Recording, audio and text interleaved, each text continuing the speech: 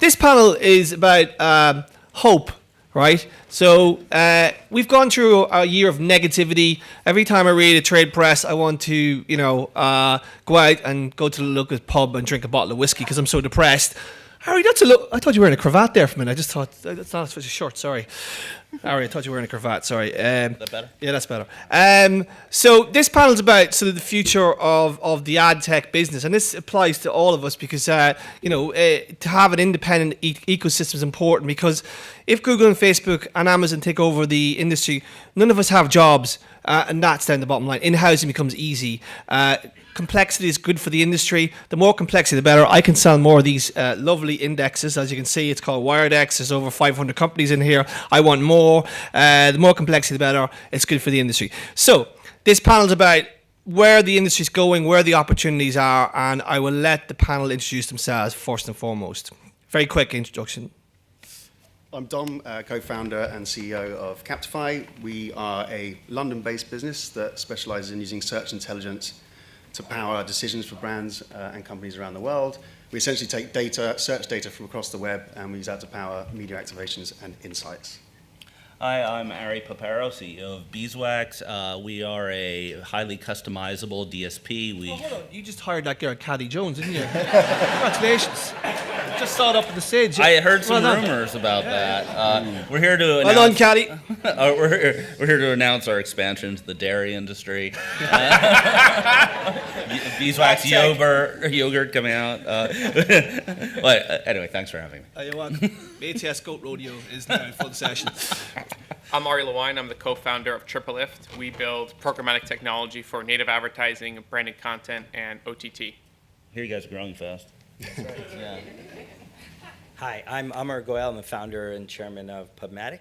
We're a multi-channel SSP. Okay, we've got two Aries, because I'm going to say Ari 1 and Ari 2. Is that okay? Certainly. Which one's which? Oh my God. We know. I was saying, if I forget, I'll just point. the names of the people on the panel, you just say Ari. You got Ari, I'll just right. point at you. Okay. So we'll start off with my 20%er thing. I wrote a piece about how we are now the 20%ers in Europe and globally because those companies that we won't talk about anymore have eating up the rest. So I want to talk about the opportunity that now exists for independent ad tech. So let's just go around the panel first and see where you see the industry going in terms of where we sit now, right now, and what the opportunities are. So Dom, let's start with you. Well, I mean, I think independent ad tech, we don't have some God-given right to exist and to make money from everything that we do. I think there's a lot of commoditization in the space. There's a lot of companies that have traditionally done the same thing as each other. And I think that's created a lot of trust issues in the industry. And what we found from building a business here in the headwinds of Facebook and Google and the duopoly, we found that you've really got to solve business problems. You can't just have a great marketing message that works for everyone. And I think we started with that. And I think we've had to really evolve our model over the last couple of years to actually break down our product and work out what parts of it actually. Just a slide behind you, sorry. Okay, good.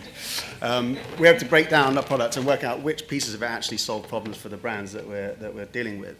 I think when you do that, you actually create differentiation. You actually, this is where independent ad tech actually is useful. That we actually start to then create technological advancements and commercial advancements that really move the industry forward. I think ultimately, it's not in anyone's interest to have the whole industry dominated by a couple of players. Agencies and brands don't want to be putting all their spend in just to a couple of players who are marking their own homework. So, in summary, I think there's still plenty of opportunity. There's still plenty of fragmentation, especially with the convergence of TV and digital, and which we'll get on to in a few minutes. And the use of dynamic data and many other things. I think still plenty of opportunities. All right, Ari 1. Yeah, sure. 2 points. The first one is when you gave that introduction, which was excellent as always. You talked about complexity. There's always more complexity. I would flip that and talk about creativity. In that there are these big platforms, they cannot possibly move very quickly or innovate on the edges. And what independent ad tech does is find new things to do that no one's done before, be it new ways of messaging, targeting, new media, etc. And the second point of that is that along with the creativity, one of the obvious ways your mind can head is like, oh, okay, then you're creating niche businesses. And I think the word niche has a little bit of a bad connotation, being small. Oui. Oui, oui. You say niche, I say niche. I didn't actually realize it was French, so thank you for that. I think it's worth noting that this business we're in is extremely large. There was a recent study, eMarketer said, the US, the RTB only portion of programmatic, so no Facebook, no APIs, is $19 billion. And so rule of thumb, the world global is going to be double that. So this is a $40 billion business just for RTB programmatic. And so a niche of a couple percent of that is a very large software business. So you're saying that there is opportunity in that on that slice, that 40 billion slice for us too? I'm saying that we should continue being creative, and you can create big, profitable businesses being creative. RE2, you obviously are the native kings, I'd like to call you. Is that fair to say? Sure. And you have built, okay, you've built a really interesting business. And let's talk about that innovation point, right? It feels to me that when you own 80% of the market, you really don't have to do jack shit because you basically can just control the whole lot. Yeah. So independents are really, really pushing the envelope in this stuff. So let's talk about where that is at the minute in terms of companies like yourself. So if you look at our business, just as one sample of innovation in ad tech, Facebook has paved the way for companies like TripleLift to exist. We make ads that are basically social ads for the open web, and we do so programmatically. So companies like TripleLift wouldn't exist if Facebook didn't exist. And some of our largest buyers on the buy side are companies like Google. So, and I think there's a sort of a synergistic aspect to the 20% is in some ways built on the 80%. So for us in particular, we see how do we actually become a part of this wave rather than resist it, because independent ad tech going head-to-head against Facebook and Google doesn't often end well. Do you think it's like the Facebook, Google are like the old feudal landlords and we're working off the farm and that's how we make our living? Would you say that's how we're not quite peasants, but we just make enough to get by? I think when you have inequality like we do in this industry, it's not lost on politicians and legislators. And so I think if you look at the antitrust environment that we find ourselves in today, Google is actively fighting an antitrust battle with Android currently in the EU. And I think the regulatory environment is not favorable for the 80%. And so I think long term, whether you use this sort of feudal analogy or otherwise, things like this will be addressed one way or another. And so I think this happens over a longer horizon than many of us may be around for, but I think it's important to note. Okay. Amara, you're obviously coming from the sell side. You're all about innovation for publishers. Talk about where you guys come from in terms of that innovation piece, because you're obviously fighting with the sell side business of Google, and it's quite a big guy to fight, So how do you sort of work with your publishers then on the innovation side? Yeah, I mean, I think that Google's both a very large customer of ours and a competitor of ours, with DBM and AdX. Facebook's a large partner, but at the same point, I think if you look at, we talk a lot, at least in independent ad tech, we talk a lot about transparency, and that being a very important thing to create better outcomes for advertisers and publishers, because that's sort of who we're all serving in the end of the way. It's the advertiser's dollar and the publisher's dollar. And I think that transparency should apply to the whole ecosystem. I think we see over and over power corrupts, whether you're talking about our president or whether you're talking about people marking their own homework, or you're talking about understanding how things work and how systems connect. And so I think it is very important that we have kind of an independent ecosystem that will create hopefully better outcomes for advertisers and publishers. I don't think we don't, independent ad tech isn't required to help us keep our jobs. I think that's not the relevant thing. Marketers don't care about that, publishers don't care about that, but we think it should create better outcomes for them, in the long run. And so I think it is important that we continue to do all the things that everyone's here is talking about. Innovation, programmatic advertising, that didn't come from Google and Facebook. DSP didn't come from Google and Facebook. No, it didn't. That's SSP, a good point. DMP, They bought that. These are all things Google that bought the ad server. Android. Google Where did bought Android- the DSP. Google bought AdMeld. They didn't really build anything.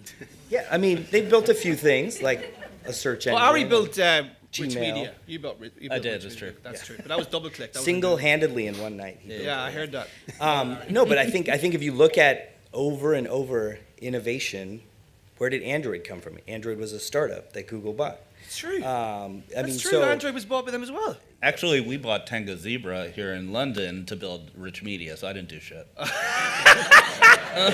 Google haven't built Forgot. anything. I don't want to. I got to give TZ some credit. Okay. Sorry. So I mean, look, obviously there are lots of great things Google and Facebook have done as well. Like but I what? mean, I think the innovation Top often 5 things Google and Facebook have done.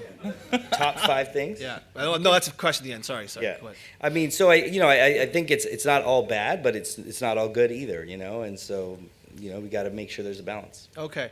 So just shifting gears, because obviously ad tech has not only the duopoly to deal with, but like legislation. So GDPR has been a huge sort of, I don't know what to call it, white elephant. Hasn't really done anything yet. We're just waiting for something to be prosecuted.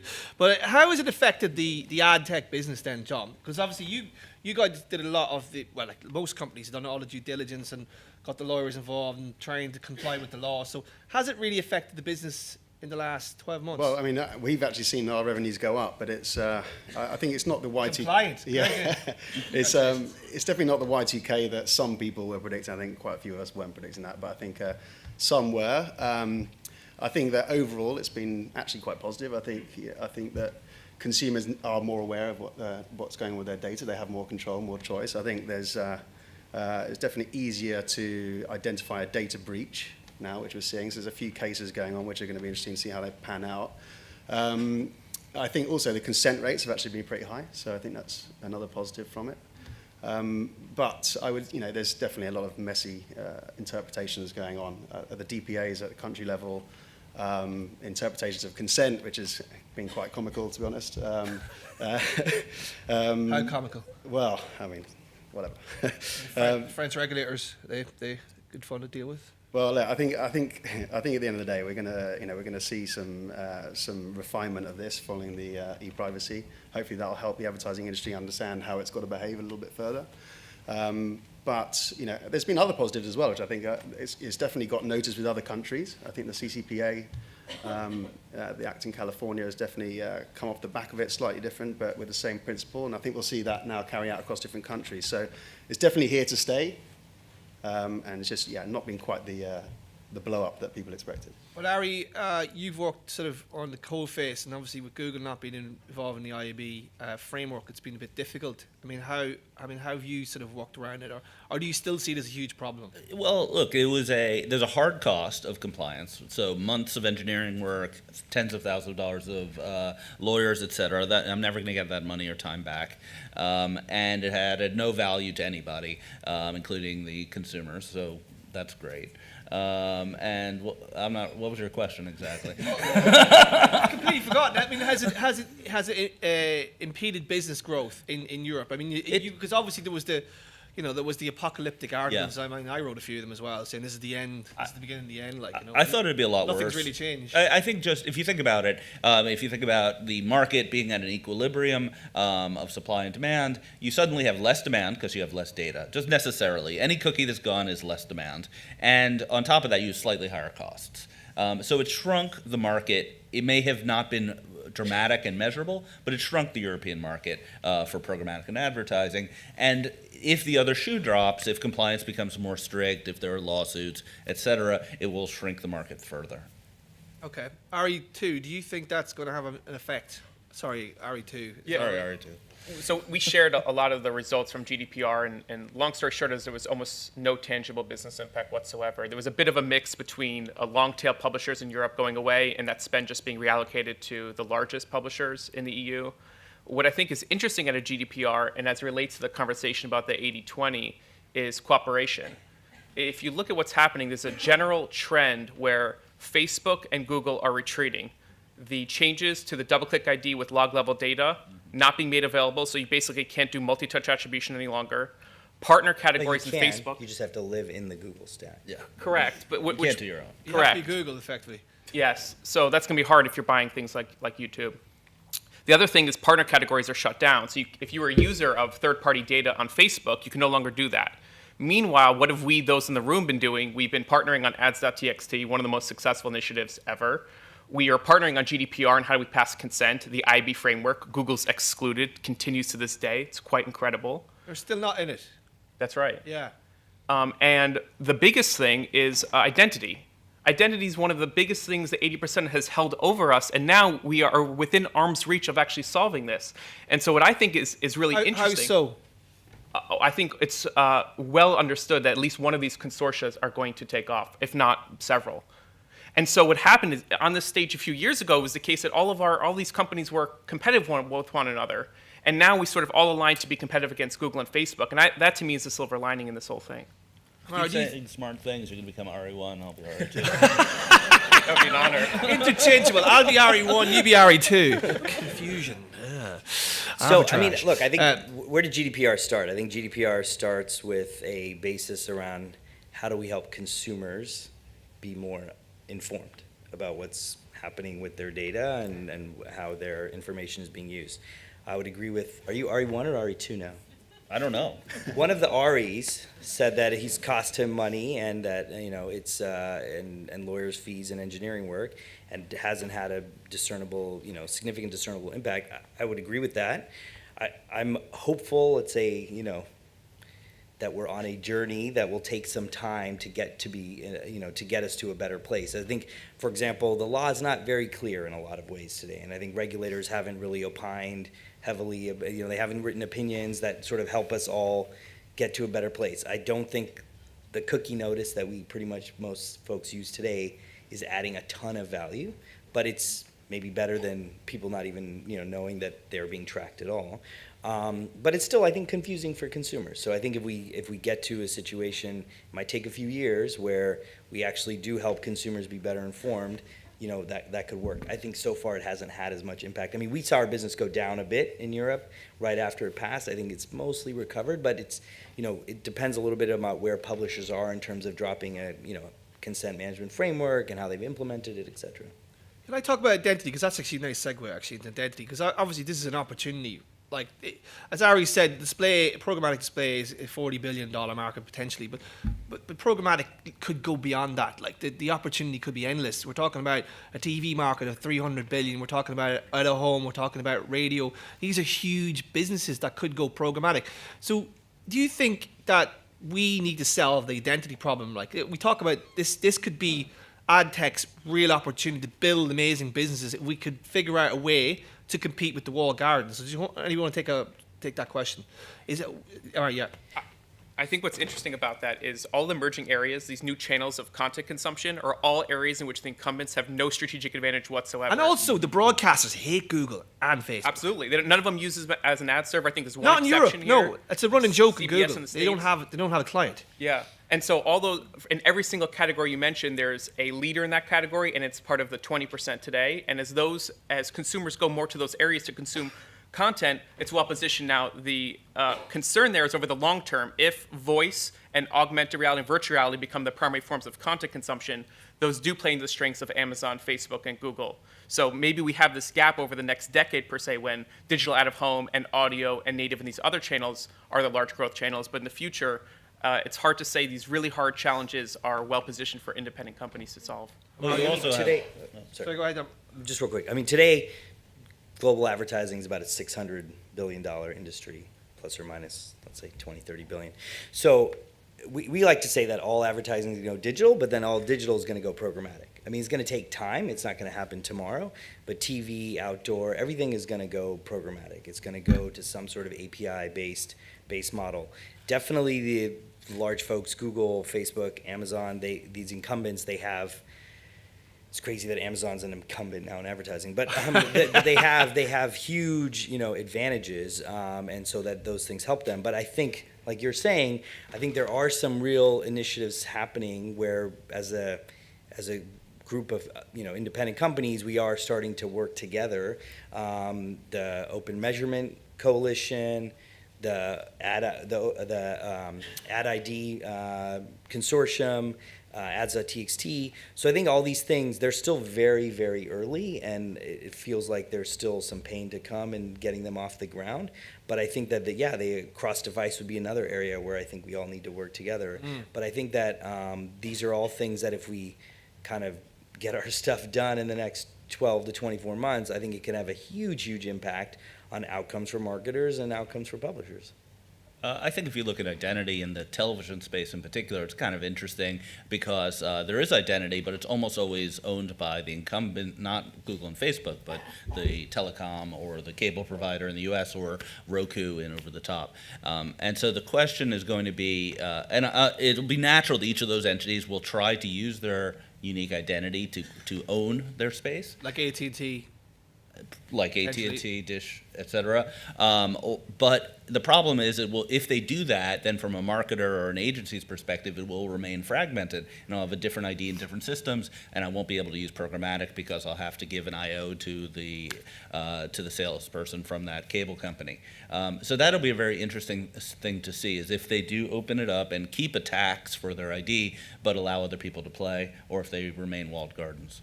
You're obviously looking at the voice search market. I mean, do you think that could be locked down very quickly? Can you play in that space, do you think? I mean, I think that the voice, the rise of voice search, I think, is one of the most fundamental shifts that's happened in the industry. I think it's the first time that devices are controlling consumer data. I mean, we've never really thought about that before, but Google and Facebook are apps. They're actually subservient to a device. The first thing in line to a consumer is actually what they're holding in their hands or the actual device that is there.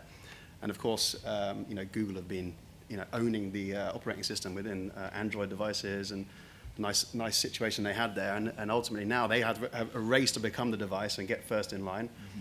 And now Amazon have entered the equation, and that is, a major danger for retailers and for publishers as they start to control what comes out from the user input. And voice is a very good customer experience. Ultimately.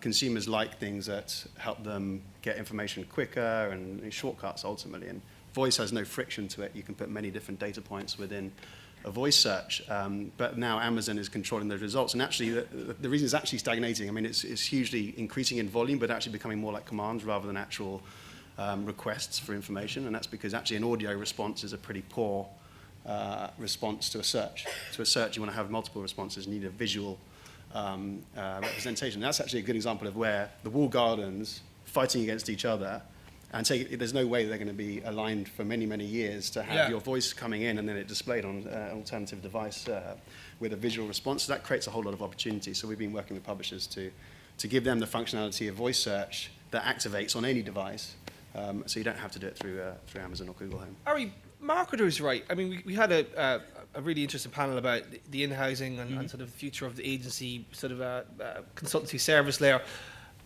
Are marketers frustrated? When you talk to marketers, how frustrated are they with all these walled gardens? It must be sort of a nightmare in terms of frequency capping and targeting and all the rest of it. What money's working well? Surely that's another opportunity for the independent layer to do well. Yeah, absolutely. I mean, the marketer in-housing trend is very strong in the U.S., a little less in Europe because of the fragmentation by country, but very strong in the U.S. I think eMarketer said 86% of marketers are planning on in-housing portions of their stack this year, but 86% is a high number. 86% of marketers, eMarketer said 86% of marketers were going to in-house some portion of their programmatic this year. Okay. Could just be the contract, but Right. but it is interesting. And you're available there to help. I am available. Yeah. Call me. Twitter, LinkedIn, Katie, wherever wherever you are. She's very popular. But our theory in general, regardless of what my product is that a marketer already has a fragmented market, and there's no getting around it. You have to buy Facebook, you have to buy Amazon, and then you have everything else programmatic. And that really limits your ability to kind of go all in with one vendor, set it and forget it. There is no one vendor that does all three of those things well. So you already are in a fragmented environment. You already have to have some skills, or have your agency have some skills in doing things like frequency capping or just ROI measurement. So once you're already in that mindset, like this is going to be hard for the next 10 years, there's no simple solution. Then you say, well, where should I spend my effort? Where should I put the wood behind the arrow? And I would contend it's that vast middle. You can't really make Facebook that much better, and you're going to have some money in some other channels. Like it's this big open programmatic channel that most of us work in, where you can actually make a big delta between a dumb strategy and a really, really smart strategy. Are you seeing something similar from your clients as well? Are they frustrated by the current ecosystem? No, not generally. I find that what's interesting is I would disagree with the opening statement that complexity is a good thing. I find that Just complexity is good for me. Oh. That's all I said, really. It's my business. This is a correction. Google I don't think they're frustrated, right? I mean, easy. They seem content. In fact, what's interesting, by the way, is many of the big brands I talked to today are focused on transparency and efficiency. And a lot of that, the early conversations, we're very early in this sort of down this road, is about rates and take rates, which is talked about extensively in ExchangeWire and other publications. And what's interesting about that conversation, one is a healthy one to have, given the maturation in the industry, but it only accelerates the duopoly whose scale can work off of single-digit take rates. And so I think it's really fascinating that if brands get their way and take rates come down to single digits, it may sort of only make the duopoly stronger. And this is something to question: is does a brand care? Is it a strategic priority that they may only have perhaps 2 partners 10 years from now if they've driven out independent ad tech by pushing rates and transparency further than they can possibly go? And I think similar to the consumer angle of there's this exchange value prop that consumers don't really get, that they're getting all this free content in exchange for their data. I think we have not done a good job explaining to brands all the value that independent ad tech provides and why these take rates are sort of appropriate, especially from these large scale players that exist today that aren't taking advantage of their customers. Well, I'll just add one point about the take rate thing, which I think it's good to have the conversation, and we talk to agencies and marketers and publishers certainly all the time about take rates.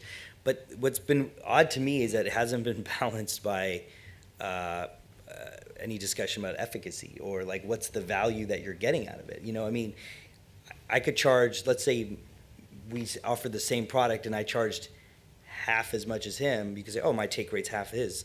But if his product is 5 times better than mine, which one do you want to use? You want to use the one that's 5 times better, even though it's twice the price.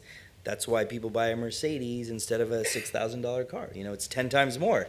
Wow, Mercedes take rate is 5 times higher. It's like, well, it's a way better product, So I think you have to balance that with what are the results that people are getting from using those products. Yeah, I think the take rate conversation is really dominant among publishers because they're really just trying to maximize revenue. But when I talk to marketers, they're more interested in efficacy and also just sort of speed of decision making. I saw the fellow from Bear on stage talking about his in-house effort, and he said his agency wasn't even willing to pull together a whitelist, and so it was all blacklist-based marketing, and the agency said it's too many man hours, so he in-housed it, got an intern, had a whitelist the next day. And you hear those kind of stories all the time, and it's shocking at these conferences. Obviously, people want to puff up what they've done, but it's that ability to turn around. I did something, I saw the results. The person sitting next to me showed me the results, and then I did something else. And that's what I think is driving a lot of the in-housing that's going on. Do you not think that take rates kind of represent really the gross margin of a provider or a vendor? And that really should be a number that actually increases and not goes down. All the companies in the industry, it's just going down. That really represents the value that they're creating going down. Maybe that's the commoditization piece, though. I mean, this is the other sort of trap that some independent ad tech can fall into is are you just commodity? How do you differentiate? I mean, that's another good question to ask in terms of how do you stay relevant? Is your differentiation massively important, Ari? Yes, I agree. Okay, good. That leads me to the next question, which is basically about. I actually got someone on Twitter the other day actually said to me that independent ad tech is there to be bought, right? So bigger companies look to buy. AppNexus is a good example, right? We had Brian O'Kelly on stage, who went batshit crazy because I called him a quasi-platform. It was very funny, actually. He had to be there. I called him, "Hi, Brian, what about your quasi-platform?" And he went, "We don't have a quasi-platform. We have a platform." I go, okay, fair enough. But it was very funny. He had to be there 4 years ago. I thought it was hilarious. But obviously, they've been acquired by AT&T, right? Champions of independent ad tech have, they spent, 8 years championing that. So how do you guys then sort of keep that going in terms of are you looking to sell, or are you kind of I got a 10-year plan, I'm going to go public? It's a tough question, I know that, but I mean, look, I think if you've raised venture capital, then at some point your investors and probably the founders and the management team are looking for some kind of return on all the employees on that investment. So how do you do that? You can either be very profitable and dividend out cash. You can sell the company, or you can go IPO. I guess you could also go out of business. I mean, those are the 4, then your investors don't get a very good return on their investment. But so those are the 4 options. You will take one of those options. Yeah. Some companies go public, many don't. I'll add that just look at the data historically, which is nowadays you pretty much need to have a valuation over $1 billion to go public. It used to be you could get away with being a public company in the hundreds of millions dollar market cap. Now it's pretty much, if you're in that range, you're doomed. So you need to be bigger in order to go public. And then if you also look at the valuation of all the successful exits in ad tech history, there's really seems to be a sweet spot between like 250 million and $1 billion. Those are where most of the good exits happen, and it's a rarity that you get a multi-billion-dollar valuation. By the way, that's true for all of technology yeah. investing, right? 90% of exits actually happen below $100 million. Then there's a small percentage that are between 100 and $1 billion. And then there's the unicorns that are over $1 billion, and they're, what's a unicorn? I think the Hard to great thing find. about ad tech is that we have so many in that middle range. Yeah. There was, I think, one year, there was like 16 exits in that middle range. Yeah.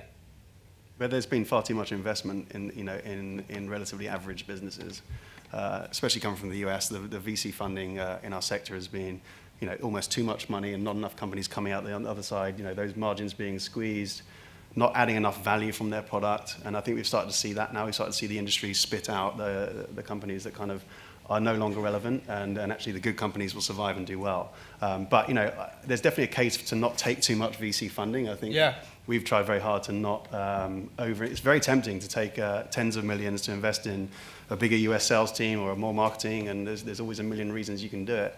But I think these days you've now got to have a model that you get the investment levels right and come out the other side, having shown that, real economies of scale, that you can drive efficiency in all your departments, and all your graphs can head in the right direction. And just looking at Belinda's tweet there, going, take rates are going down, but if someone could fucking tell me what we're paying for, I'd be paying for more. So obviously you have to kind of show value as well. Does what you do create more sales for me? Are my objectives being hit here? So that's real. That's a real, that's an important piece of the puzzle, because as Ari showed, Terry showed many years ago, there was thousands of companies in the Lumiscape, but a lot of them did the same fucking thing. Yeah, and I think that's and if we look at data and the way that data's been used and deployed in the industry, very few companies who are actually using data actually let anyone see into the data. And that's a real weakness of our industry. That creates a black box where it's just, static segments and nobody knows what's going on. And actually, if you've got access to, raw data and log level data, surely you should be opening that up. That is the source of information for a brand. It's not just the ability to target 1 million people who fit in a travel sector. You want to understand about those people. You understand what else they're interested in. You want to understand their customer journey. And I think we need to see more of that from the industry, that we start to break open the data side. And I think actually the ID consortium we talked about earlier, I think is one of the best initiatives I think we've seen in a while, and that's going to enable us to really open up everyone's data, combine it with other data, and that's when it's going to get really powerful for the industry, as well as all the opening up all the media opportunities. You need transparency in what is the contracted fee, that there are no non-contracted fees, who your counterparties are, because if you could be transparent, but then you're buying for someone who's not transparent, and the ability to back it up with log level raw data. All right, that's at a minimum, and you still might be getting ripped off by someone down the chain. Yeah. But at least on the side that you control as a buyer, those things I think are absolutely required. And do you know what else is really interesting at the moment is that other industries now are starting to try and be powered by this information. We're having a huge influx of requests coming from hedge funds who are trying to predict the market, and all sorts of, they call it exhaust data from other industries. And they use satellite companies to measure the level of oils in fuel tanks and number of cars in car parks. And actually the ad industry has actually got phenomenal data to power other decisions for companies. I see a looming financial crisis coming down the line here. So we've got 1 minute and 49 seconds left. So what I want to do is start with Amar. You talk about what you see the biggest opportunity for ad tech is in the next 5 years. From a publisher, from a sell side perspective, it'd be interesting to see where you see the opportunities. And then we'll walk our way across, and then we'll break for tea and crumpets. Sounds good. Well, I want a crumpet, so I don't have the rest of you. I mean, yeah, I think I think where we are in the ecosystem right now, I think that there's still a lot to be done about transparency and quality, and sort of those are, I think, somewhat related. So I think that's kind of one thing, and I think we also believe that a lot of these issues can be kind of somewhat addressed or partially addressed with open source, and how that's, I think, helping push the industry forward. I think there's still a lot of trust problems. The bid caching sort of spectacle is a recent one, but I mean there continues to be various things, and I think that it's important that publishers understand the rules of the game and that they feel that they're getting treated fairly, as well as advertisers. I think advertisers and agencies want to be confident that they know what they're buying, how they're buying it. I mean, there's still confusion about things like, am I paying first price or second price, and how's the auction working on the publisher side. So I think all these things really require some principles of marketplace ethics or rules or some code of conduct. I don't know exactly what the right solution is here, but it's something we're definitely thinking about, and I think that's an important part forward for programmatic to kind of get its act together over the next, hopefully sooner rather than later. Let me put it that way. I don't want to put a time frame on it, but hopefully, ideally tomorrow, yeah. So okay. That's important for us. Cool. Ari, 2, quickly. The biggest opportunity that we see is OTT. And OTT. OTT. Oh, I love OTT. Specifically with OTT, BBD. is everyone understands that there's going to be a handful of direct-to-consumer OTT platforms, and consumers cannot manage dozens of them. It will be probably as many as you can count on one hand, perhaps 2.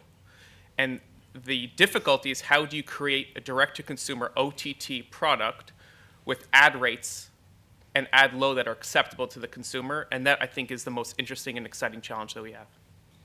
So 2 things. First is building on OTT. I think a lot of the existing tech out there in ad tech is cookie-based desktop tech that they're adding little features to, and I think the modern consumer is going to be experiencing ads, OTT, connected TV, mobile device, in-app, etc. And that is one opportunity in general for new innovation and new companies.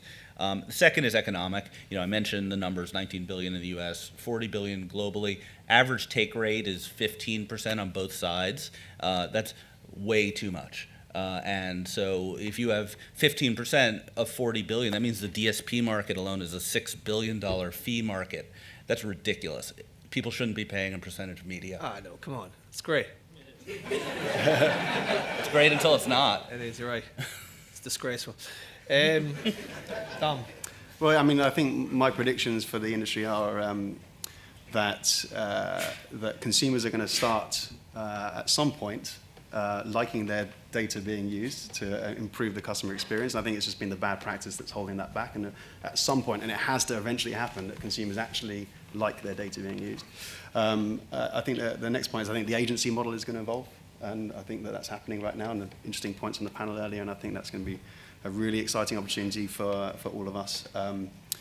And of course, the big one is the convergence of TV and digital, and that's just, with the ID consortium and many other ways, I think this is going to be a huge opportunity for everyone in attribution, data, measurement, insights, etc. Yeah.